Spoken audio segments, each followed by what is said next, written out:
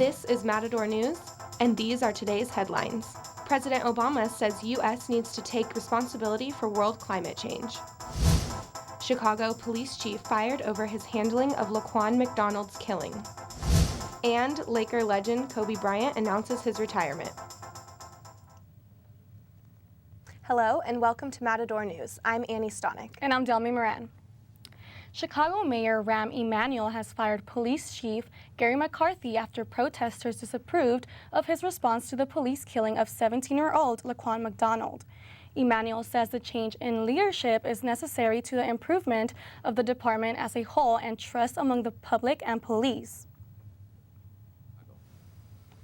But now is the time for fresh eyes and new leadership to confront the challenges the department and our community and our city are facing. Protesters echo the sentiments of Black Lives Matter activists who say police discriminate against Black people. Emanuel says he plans to develop a law enforcement accountability task force to review officer training and supervision. The Chicago mayor's decision happens to occur on the first day of jury selection in the trial of the officers involved with the death of 25-year-old Freddie Gray in Baltimore. President Obama is warning Russian President Vladimir Putin not to engage in a war or intervene in Syria. The U.S. and Russian presidents met apart from the other world leaders at the Paris conference to discuss proposed solutions in the Middle East after Turkey shot down a Russian plane last week. For him to simply get bogged down in an inconclusive and paralyzing civil conflict is not the outcome that he's looking for. Obama is pushing for a resolution in Syria other than getting involved in the civil war and agrees that Syrian President Bashar al-Assad must step down. Obama and Putin also discussed the conflict in Ukraine, but no solutions have been reached. World leaders are heading home after one of the world's largest conferences in history conducted to discuss climate change. President Obama says the United States is partly to blame for the environmental damage, and he is committed to leading the U.S. in the fight against climate change. If we let the world keep warming as fast as it is, and sea levels rising as fast as they are, and weather patterns keep shifting in more unexpected ways, then before long we are going to have to devote more and more and more of our economic and military resources not to growing opportunity for our people, but to adapting to the various consequences of a changing planet. Just after the terrorist attacks on Paris, the 150 world leaders are developing a global pact to get nearly every country to reduce climate changing emissions. Issues of terrorism were addressed, but Obama placed focus on the environment. The talks are expected to reach a conclusion December 11th with a plan to significantly reduce greenhouse gases. Now let's go to Matador News reporter Dazhanae Howard with more on climate change. Thank you, Annie. President Obama listed several strategies for an agreement during the UN Climate Change Convention.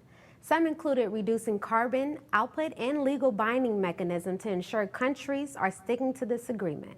Some Cal State Northridge students say they think this convention won't stop climate change, but will bring awareness.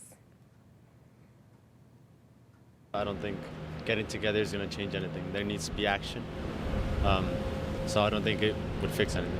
Global climate change is something that's kind of inevitable as we live here on Earth, and that it maybe is something we can kind of prolong instead of prevent, and then the process will go by slower. I think that it will help bring the attention to the masses of people. If people see that the nations are doing something to try to prevent this, then the people will also try to do something about it as well. Obama says he is optimistic about slowing climate control and think that he and other leaders will solve it. Now back to Delmy in the studio with more news. A court in the Philippines has sentenced a U.S. Marine up to 12 years in prison for killing a transgender woman in October last year. Witnesses saw Lance Corporal Joseph Scott Pemberton check into a hotel with Jennifer Lade. They were also seen at a dance club together. Lade was found strangled with her head in the hotel room toilet the next day. Pemberton testified in court that he attacked Lade when he realized she was transgender, but says she was alive when he left the hotel room. The Marine was on leave in Olongapo City. The case has strained ties between the U.S. and the Philippines. Pemberton will be held in Philippine jail until the U.S. government and the Philippines agree on where he should be held. 2 Australian surfers have not been found after going missing in Mexico on November 20th. Dean Lucas and Adam Coleman were last seen getting off a ferry at Topolobampo. The van in which the pair was traveling has been found burnt in Sinaloa with 2 charred bodies inside. Investigators say they have begun DNA tests on the bodies. It has not yet been confirmed if the bodies belong to Lucas and Coleman. Sinaloa has been known as one of the biggest drug trafficking areas in Mexico. Members of both families say they will be flying out to Mexico to work with Australian consular officials and Mexican authorities. A joint investigation says last year's AirAsia crash is a result of the way pilots responded to technical malfunctions. Authorities point to weaknesses in pilot training dealing with unusual and dangerous conditions called upsets, when a plane stalls or loses altitude. One investigator says that AirAsia pilots had not been trained for that type of scenario, since the aircraft was designed to prevent it from becoming upset. Indonesia's National Transport Safety Committee says the prolonged stall condition of the aircraft was beyond the capability of the flight crew to recover. AirAsia has since required upset recovery training for its pilots. A grim discovery has washed up on Japan's shores. 8 boats carrying 20 rotting bodies have been found near the Sea of Japan in the past 2 months. 2 of the bodies are decapitated and all are partially decayed. Japan Coast Guard officials are still trying to solve the mystery. Japanese officials say the heavy wooden boats may come from North Korea.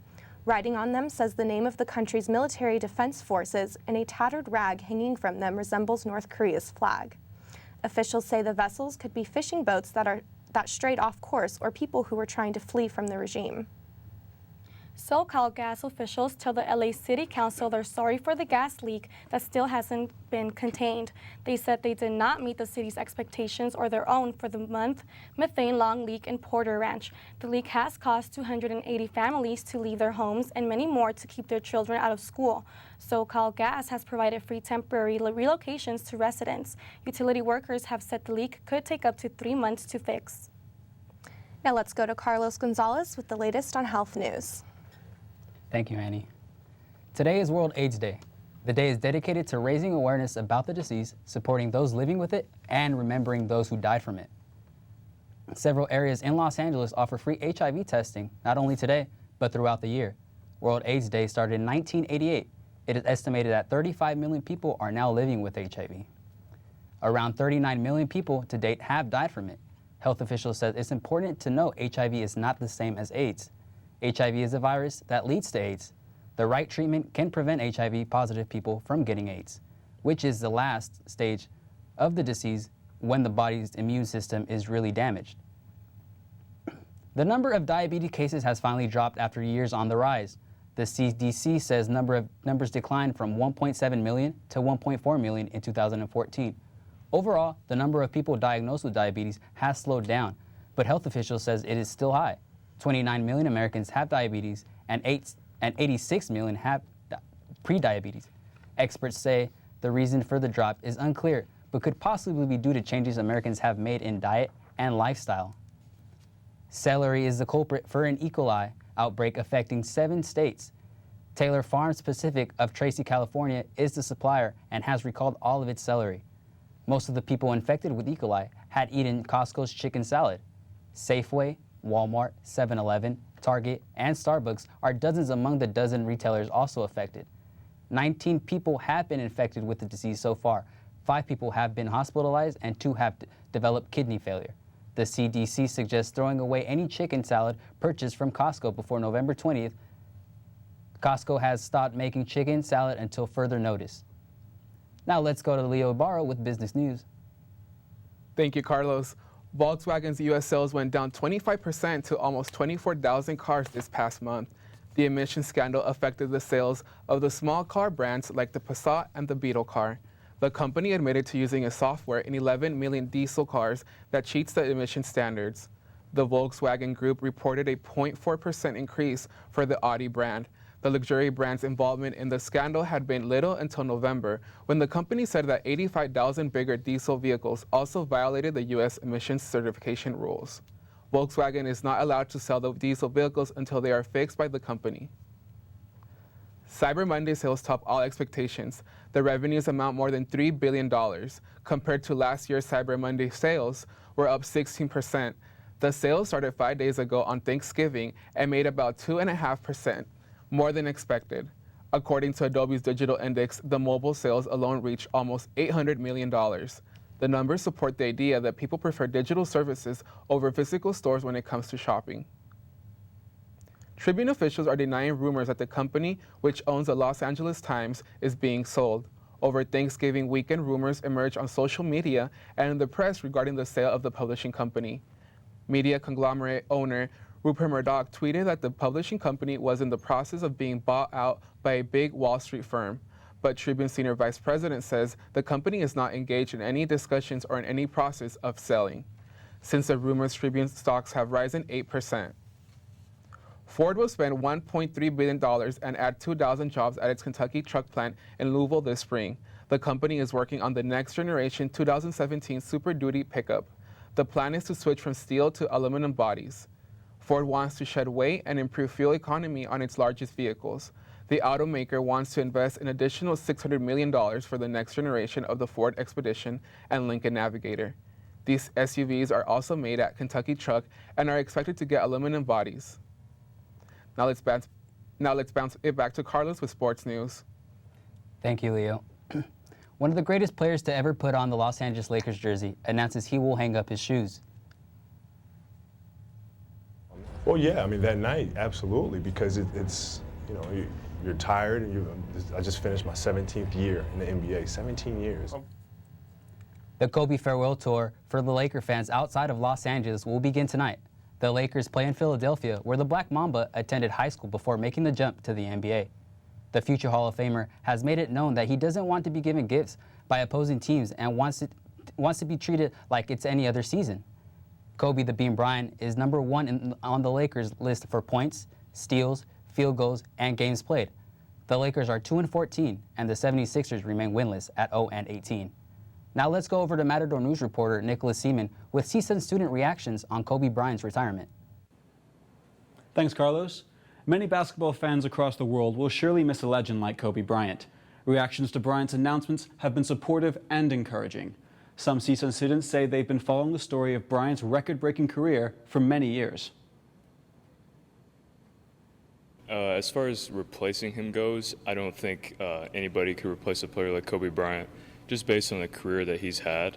Like, his mentality and his philosophy about the game is once in a lifetime, you know, kind of a player.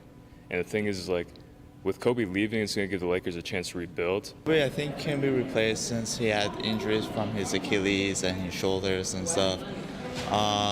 It's going to be sad that he's leaving, but I think it's good for the team because then they can use that money for new players and stuff.